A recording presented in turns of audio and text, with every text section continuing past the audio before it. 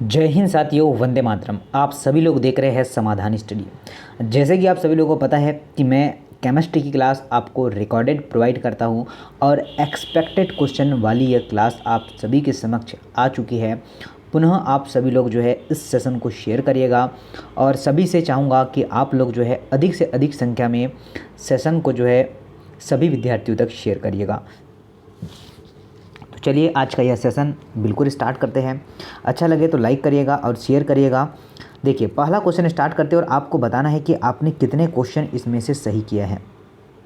Okay, निम्न क्रिया दिख रहा है। निम्न क्रिया SO2 की अगर O2 से क्रिया करेंगे तो सोडियम हाइड्रोक्साइड बनाएगा। ठीक है, चलिए, और बोला है कि SO3 जो है आपका मोल की संख्या बढ़ेगी तो स्थिर आयन, ठीक है, क्या बोला है, स्थिर आयन पर ताप बढ़ने से मिश्रण में जो है आपका निष्क्रिय गैस जो है मिलने से, मिश्रण से ऑक्सीजन को हटाने से, या फिर क्रिया जो है पात्र में आयन को घटाने से।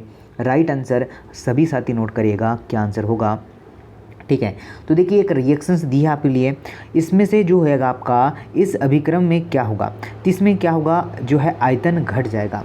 ठीक है, आयतन क्या होगा, घट जाएगा। ऑप्शन नंबर डी करेक्ट है और सभी साथी इस क्वेश्चन का आंसर डी लगा पाए होंगे तो बिल्कुल सही आंसर कर पाए होंगे। ठीक है, चलिए, क्योंकि क्रियास्वरूप मोलों की संख्या में कमी हो जाती है इसलिए आयतन भी क्या होगा, कम हो जाएगा। आगे देखिए नेक्स्ट क्वेश्चन क्या है। एक प्रथम कोटि की क्रिया दी हुई आपको। चलिए, प्रोडक्ट उत्पादक जिसे हम लोग प्रोडक्ट कहते हैं कि आयु सीमा 100 सेकंड है तो इस क्रिया की गति स्थिरांक कितनी होगी। ठीक है, चलिए, गति स्थिरांक आपसे पूछा गया है तो देखिएगा सभी लोग ध्यान दीजिएगा। बात करें किसकी, चलिए मान के चलिए आप लोग ध्यान दीजिएगा। यहाँ पर कितने सेकंड की बात कर रहा है, 100 सेकंड की। तो ये होता है 693 अपॉन में करूँगा कितना, मैं यहाँ पर 100 करूँगा। ठीक है, तो चलिए ये दशमलव का ये 100 आपको ध्यान रखना है तो ये क्या निकाल देगा अपने साथ। ठीक है, चलिए, और दो यहाँ पर फिर 2 शून्य और भी बढ़ जाएंगे। ठीक है, तो ध्यान रखिएगा इसका राइट आंसर अगर आप लोग मान के चलिए हो जाएगा 10⁻⁵। ओके, ये 2 शून्य यहाँ पर आ जाएंगे। ओके, चलिए ये है आप सभी को लिए 93। ठीक है, तो इसका मल्टीप्लाई करेंगे अपन 100 में तो राइट आंसर क्या निकल के आएगा, राइट आंसर निकल के आएगा सर ऑप्शन नंबर सी। ठीक है बच्चा, ये होता रहा। इसका स्थिरांक आप लोग डायरेक्टली याद कर लीजिएगा। क्या क्रिया का जो है गति स्थिरांक होगा तो आपका राइट आंसर सी होगा, ये आप लोग को ध्यान रखना है। इसे डायरेक्टली याद कर लेना, कोई दिक्कत नहीं है।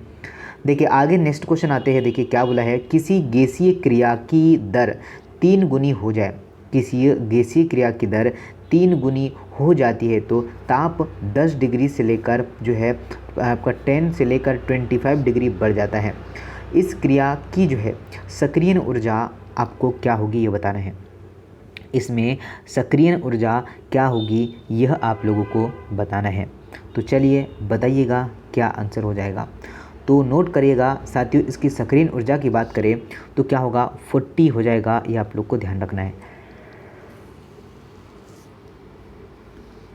कितना हो जाएगा, 40 इस क्वेश्चन का राइट आंसर बन जाएगा और हर बच्चा इस क्वेश्चन को लगा पाया होगा। आगे आते हैं, निम्न पदार्थों में किसका स्पष्ट जो है गलनांक नहीं है, किसका स्पष्ट जो है गलनांक नहीं है, ये आपसे से बोला गया है। पोटेशियम क्लोराइड, कांच, बर्फ या फिर हीरा होगा। कांच एक क्या होता है, अक्रिस्टलीय ठोस होता है तो राइट आंसर क्या हो जाएगा, इसलिए कांच का गलनांक नहीं होता है, आपको नोट करना है। ठीक है बच्चा, क्या राइट आंसर बन जाएगा, ऑप्शन नंबर सी बन जाएगा, ये ध्यान रखना। चलिए, पोटेशियम क्लोराइड है, बर्फ है, हीरा है, ये क्रिस्टलीय होता है। ठीक है, चलिए, पोटेशियम क्लोराइड आपका NaCl होता है, बर्फ और कांच ये क्या कठोर होते हैं, क्या आप लोगों को पता है। चलिए आगे देखिए, नेक्स्ट बोला है कि ठीक है, किसी क्रिस्टल में आपका ब्रेव जो है जायक की कुल संख्या कितनी है। किसी क्रिस्टल में आपका ब्रेव जायक की कुल संख्या कितनी है, 4, 14, आपका 213 या फिर आपका 32 होगा। तो किसी क्रिस्टल में जो है आपका ब्रोमोजाइलम की कुल संख्या की बात करें तो वो होगी सर जी आपका 14। क्या हो जाएगा? 14 होगी। और यह जो है क्रिस्टल 7 भागों में विभक्त होगी। ठीक है, संख्या कितनी होगी? 7। और भाग अगर पूछा जाए तो कितने होंगे? अगर भाग पूछा जाए तो 7 भाग से होंगे, 7 भाग होंगे, यह आपको ध्यान रखना है। चलिए आगे आते हैं, नेक्स्ट क्वेश्चन नोट करते हैं क्या है। बोला गया है कि यदि आदर्श गैस का जो है मोल 2 मोल, ठीक है, यदि आदर्श गैस जो है का 2 मोल में स्वतः जो है क्या है प्रसारित होता है तो आपका संपादित कार्य का मान क्या होगा? क्या है? संपादित कार्य का मान आपसे बोला गया है क्या होगा? 2 जूल होगा, 4 जूल होगा, 0 होगा या फिर अनंत होगा? चलिए आंसर करना स्टार्ट करिए, क्या बन जाएगा? तो देखिएगा किसी आदर्श गैस का निर्वात में किया गया कार्य क्या होगा? 0 होगा, ये आप लोग को ध्यान रखना है। ठीक है, क्या बन जाएगा साथियों? सी आंसर इसका बन जाएगा। अगर आप लोग जानते हैं, अगर आप लोग लगाते हैं सी तो बिल्कुल राइट है और बिल्कुल सही हमने प्रयास कर पाया है। आगे देखिएगा, अगर पसंद आए तो लाइक ज़रूर करना आप लोग। नेक्स्ट क्वेश्चन पर आते हैं। देखिए क्या बोला गया है, स्थिर जो है आयतन, स्थिर आयतन पर ऊष्मा परिवर्तन निम्न के बराबर होता है। क्या आपका, चलिए डेल यू के, चलिए डेल एच आर टी, या फिर आपका होगा क्या डेल जी होगा? तो साथियों नोट करना है, हर बच्चा इस क्वेश्चन का आंसर कर पाया है। क्या? Option number A. ठीक है, क्या होगा? राइट आंसर होगा ऑप्शन नंबर ए। अगर आपका ए है तो बिल्कुल सत्य आंसर आपने लगा पाया है, डेल यू इस क्वेश्चन का राइट आंसर है। आगे आते हैं, नेक्स्ट क्वेश्चन देखते हैं क्या दिया है। नेक्स्ट क्वेश्चन में बोला गया है, ज़रा ध्यान देते हैं कि 300 आपका केल्विन पर किसी गैसीय क्रिया के लिए आपका, चलिए del U del H minus del U दे रखा है आपको -4.98 जूल दिया है, किलो जूल दिया है तथा दिया गया जो है कि आर का मान आपको दे रखा है, तो आपको ज्ञात करना है। ठीक है, किसका मान ज्ञात करना है? जो है डेल जेड का मान आपको ज्ञात करना है। चलिए कैसे कर पाएंगे? तो देखिए -498 लिख दिया मैंने, किलो को चेंज कर दिया है, कोई दिक्कत किसी को? किलो को मैंने चेंज कर दिया है, अपॉन में जो है 8 पॉइंट जो है 3 लिख दिया है और मल्टीप्लाई मैंने 30 से कर दिया है। ओके, किसी को दिक्कत, किसी को नहीं दिक्कत है, किसी को दिक्कत नहीं होगी। चलिए काटना पीटना स्टार्ट करते हैं। ये देखिए, ये इसका मैं यहाँ पर 4.98, तो यहाँ पर मैं 100 लिख दूँ और ये दशमलव का यहाँ पर 10 लिख दूँ। ओके, अब कोई दिक्कत नहीं है। इस शून्य से इस शून्य कटा, ये 1 शून्य 2 शून्य 3 शून्य से 3 शून्य कट गया भाई साहब। ओके, अब क्या करेंगे? चलिए अब इसको हम लोग काट लेते हैं। तो अप्रॉक्स अगर मान के चलिए मैं इसको 500 मानता हूँ, ठीक है बच्चा, अप्रॉक्स अगर इसको मैं 500 मानता हूँ और ये 3 है और ये 8 3 24 है। देखिए तो देखिए ये मान के चलिए समथिंग समथिंग, अगर मैंने इसको 500 माना और समथिंग समथिंग इसको मैंने 250 माना तो ये 2 बार कट जाएगा, मतलब हमारा राइट आंसर आएगा 2, और ये माइनस तो दिया ही हुआ है। समझ पाए चीज़ों को? अप्रॉक्स में हमें चीज़ों को लेके चलना है। कैसा? अप्रॉक्स में चीज़ों को लेके चलना है। अगर हम लोग दशमलव वशमलव मान लिए तो भाई साहब कटेगा ही नहीं और हम लोग जो है एक टाइम भी मैनेज नहीं कर पाएंगे। ठीक है, कैसे क्या सर जी? देखिए ये क्या है, 4.98 है, मान लिया मैंने इसको, ये 500 है। ठीक है, समझ चुके होंगे। आते आगे नेक्स्ट क्वेश्चन देखते हैं क्या दिया है। बोला गया कि यदि विलियन के जो है pH मान 4, तो जो है इसमें H+ सांद्रता, मतलब H+ आयंस की सांद्रता कितनी होगी? तो नोट करेगा 10 पर -4 होगा,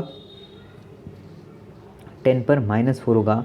राइट आंसर बन जाएगा आपका सी। क्या बन जाएगा? क्यों होता है? तो pH मान बराबर होता है लॉग माइनस में log H होता है, ये आपको ध्यान रखना है, ये इसका फॉर्मूला आता है, इसलिए यहाँ पर आपको माइनस लगाना है। आगे आते हैं, बोला है कि ठीक है आपका डाई नाइट्रोजन पेंटा जो है आपका हाइड्राइड तो दिया हुआ है में मौजूद बंध, ठीक है, निम्न जो है किसमें है, N2O5 के बारे में पूछा गया है। तो केवल वह सहबंधीय, केवल जो है आयनिक, या फिर सर केवल सहबंधी और जो है दाता बंध है, या फिर सहबंधी एवं जो है आयनिक है, ये आपको बताना है। नोट करिएगा, ये क्या होगा आपका, यह सर जी आपका होगा सहबंधी और दाता बंध है। ठीक है, क्या है, सहबंधी और जो है यह दाता बंदी होती है। ठीक है, यह दाता बंदा है, ये आपको ध्यान रखना है। राइट आंसर बन जाएगा सी, और आपने सभी ने नोट कर लिया है। आगे आते हैं, नेक्स्ट क्वेश्चन नोट करते हैं। बोला है कि समपरासरी, ठीक है, समपरासरी विलयनों के होते हैं समान हिमांक, समान क्वथनांक, समान पृष्ठीय तनाव, या फिर होगा समान परासरण दाब। बताइए, सभी जो है आंसर करिएगा, क्या आंसर होगा। देखिए, समपरासरी, सम जो है परासरी विलयनों के होते हैं, तो क्या होता है, सभी लोग ध्यान दीजिए, इसमें जो है आपका परासरण दाब जो है समान होता है। क्या होता है, इसमें जो है परासरण दाब क्या होता है, समान होता है, और आप सभी लोग लगा पाए होंगे। और इसमें समपरी जो दाब होता है, ये क्या होता है, परासरण की क्रिया में नहीं होता है। मतलब अगर आप सभी लोगों ने डी आंसर चूज़ किया है तो बिल्कुल राइट आंसर है, और बिल्कुल राइट आंसर चूज़ किया है। आगे आते हैं, देखिए नेक्स्ट बोला है कि रेडियोधर्मी श्रृंखला जिनका अंतिम उत्पाद जो है आपका क्या है, बेरियम है। ओके, तो बोला है कि कहलाती है श्रृंखला, क्या कहलाती है।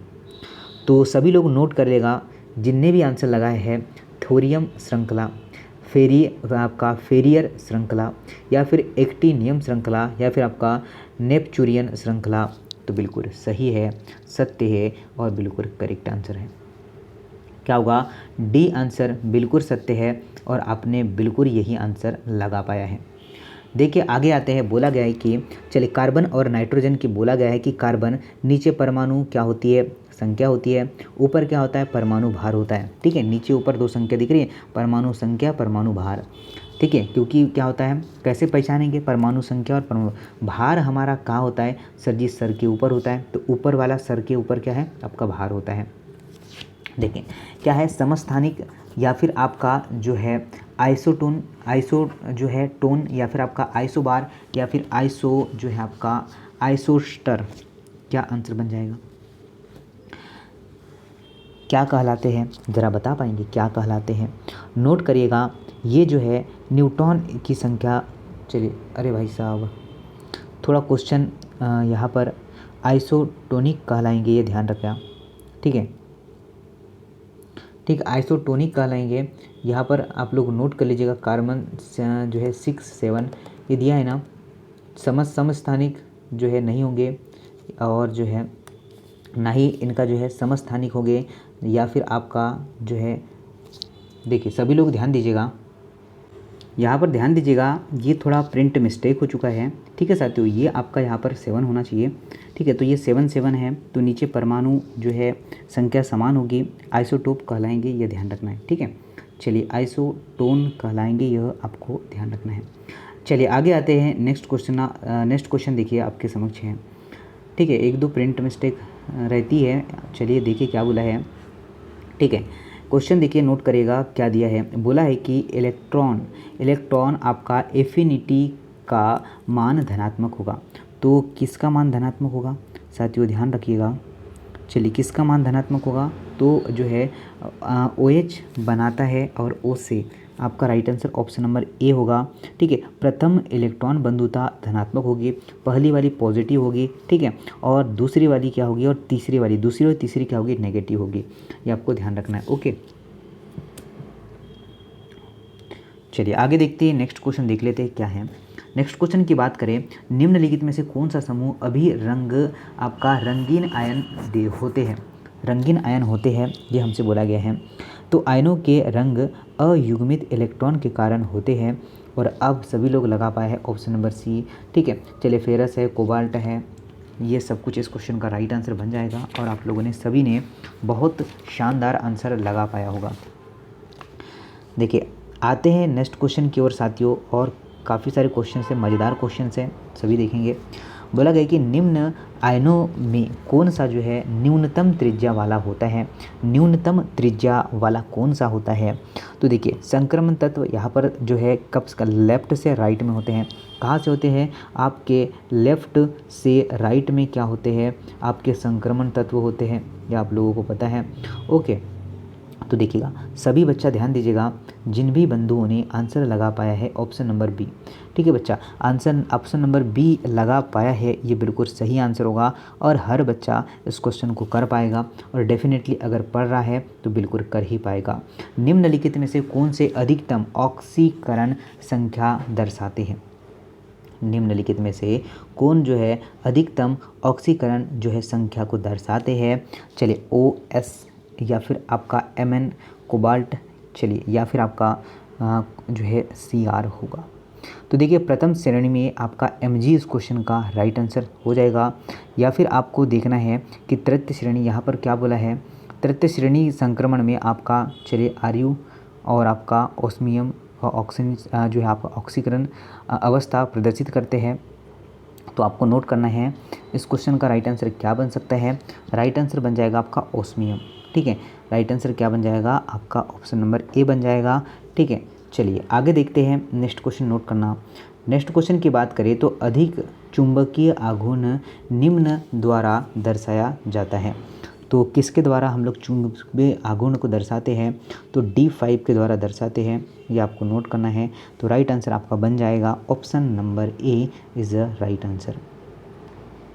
देखिए आगे देखिए आपका ब्लास्ट भट्टी में प्राप्त लोहा कहा जाता है, रॉट आयंस में या फिर आपका कॉस्ट आयरन में या फिर आपका पिंग आयरन या फिर आपका इस्पात में जाएगा, आप लोग बता पाएंगे तो चलिएगा। अगर नहीं बता पाए हैं तो भाई साहब देखिए जो वात भट्टी होता है से प्राप्त लोहा ढलवा लोहा होता है, उसे ढलवा लोहा कहते हैं, मतलब आपका कास्ट आयरन होता है, ये आपको ध्यान रखना है, ठीक है। चलिए और ये वात्य भट्टी में जाता है और फिर इसका सब कुछ हो जाता है। आगे देखिए बोला गया है कि निम्न में से इनमें जो है पोटेशियम नहीं होता है, निम्नलिखित में से किस में जो है पोटेशियम नहीं होता है, मैग्नेटाइट में या फिर आपका वेस्टर्स में या फिर आपका मैग्नेसाइट्स में या फिर होगा कॉर्नेलाइट्स में, क्या आंसर हो जाएगा। तो आपका मैग्नेटाइट्स में मैग्नीज नहीं होता है, किस में सर जी, मैग्नेटाइट्स में, तो मैग्नेसाइट्स टाइट्स होगा, ठीक है ना, जो ऑप्शन नंबर ए करेक्ट है जिसमें मैग्नीज नहीं होता है। आगे देखिए बोला है कि कोरेडम होता है, तो आपको डायरेक्टली फॉर्मूला पूछा है कोरेडम का, चलिए तो कौन बच्चा नहीं बता पाएगा कोरेडम का, ये सिलिकॉन का एस्क होता है, किसका सर जी, सिलिकॉन का एस्क होता है। चलिए आज आपको एस्क वाला वीडियो प्रोवाइड कर देता हूँ कि कौन से किसके एस्क है, एस्क सबसे पूछा जाता है। तो देखिए अगर आपने लगाया है SI जो है SiC, तो ये आपका सूत्र होता है किसका, सिलिकॉन कोरेडम, जिसे हम लोग आपका कार्बोराइड्स कहते हैं, ठीक है। चलिए आगे बढ़ते हैं, नेक्स्ट क्वेश्चन नोट करते हैं। बोला गया कि निम्नलिखित को जो है अकार्बनिक बेंजीन कहते हैं। तो बेंजीन के रिलेटेड क्या होते हैं सब कुछ मैंने बता दिया है, ठीक है बच्चा। बेंजीन से रिलेटेड काफ़ी सारे क्वेश्चन भी आपको करवाया है, बताइए। ये होगा आपका B3N3O जो है O नहीं H6 होगा, ओके। तो ऐसा आपको दिख पा रहा होगा ऑप्शन नंबर बी में, ये बिल्कुल सही है। बेंजीन की संरचना आपको जो है ऑलरेडी पता ही है, नहीं हो तो मैं आपको फिर बता दूं, ठीक है। बेंजीन किस तरीके से होता है, इस तरीके से आपने इसका स्ट्रक्चर देख पाया होगा अगर पढ़ रहे हैं बिल्कुल समाधान स्टडी के थ्रू, तो ठीक है। ये यहाँ पर N होता है, यहाँ पर N, चलिए नाइट्रोजन यहाँ से अगर बंद बनाए तो H होगा, ये H होगा, यहाँ पर भी एक H बंद लगा होगा, यहाँ पर भी एक H बंद होगा, यहाँ पर भी एक H बंद होगा, फिर यहाँ से जो है, ठीक है, यहाँ से एक H बंद लगा होगा, इसके नीचे भी H बंद लगा होता है। तो इस तरीके से इसकी संरचना आपकी जो है डायग्राम बनाते हैं।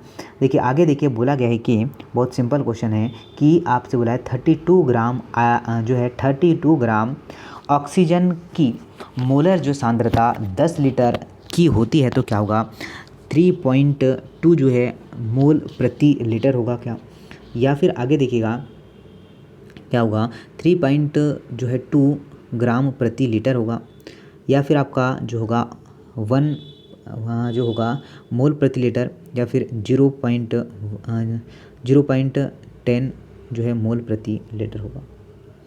देखिए साथियों, सभी लोग नोट करते हैं क्या होगा, मोलरता बराबर W/M जो है V होता है। तो देखिए आपको क्या क्या दिया है, इसमें W का मान 32 दिया है, ठीक है। चलिए और क्या दिया है आपके पास, और दिया है आपके पास, चलिए और ये M का मान, चलिए ग्राम में दिया ऑक्सीजन, ठीक है। W आपको दिया है मोलरता, चलिए अच्छा W और ये WV होगा, ठीक है। चलिए मोलरता WMWV होगा, ठीक है। चलिए तो आपको क्या करना है, ज़रा ध्यान दीजिएगा मेरे साथ।